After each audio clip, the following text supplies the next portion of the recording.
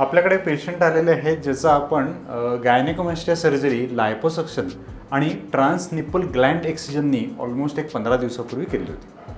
आता ह्या पेशंटचं वैशिष्ट्य इंटरेस्टिंग म्हणजे हे ॲक्च्युली जिम जातात आणि त्यांना ॲक्च्युली ग्रेड 4 म्हणू शकतो, ऑलमोस्ट फेमिनाईन टाईपमध्ये चेस्ट होती.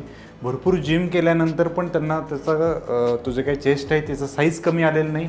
वर त्याबरोबर त्यांचे जे काही कलिग्स असतील, मित्र असतील, यांच्याकडून खूप चिडवलं जायचं. तर यांचे मित्र आहेत जे जिममध्ये काम करतात, ते जे माझे जुने पेशंट आहेत ते यांना घेऊन आले होते इथं. आम्ही त्याची सर्जरी केली. तर तुम्हाला मी यांचा रिझल्ट दाखवतो. तर बघू शकता की ऑलमोस्ट हा जो काही पोर्शन आहे, इथल्या पोर्शनमधलं जे काही ग्लँड होती, फॅट होती, सगळं काढले.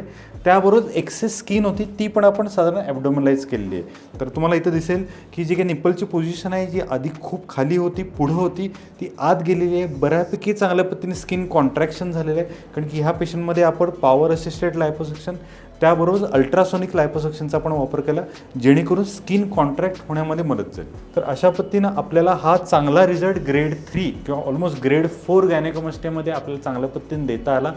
तर अशाच पद्धतीने जर तुम्हाला गायनेकोमॅस्टियाचा त्रास असेल तर निर्मितीच्या सांगली कोल्हापूर सेंटरला व्हिजिट करा. तुम्हाला मी चांगल्या पद्धतीने रिझल्ट देईन.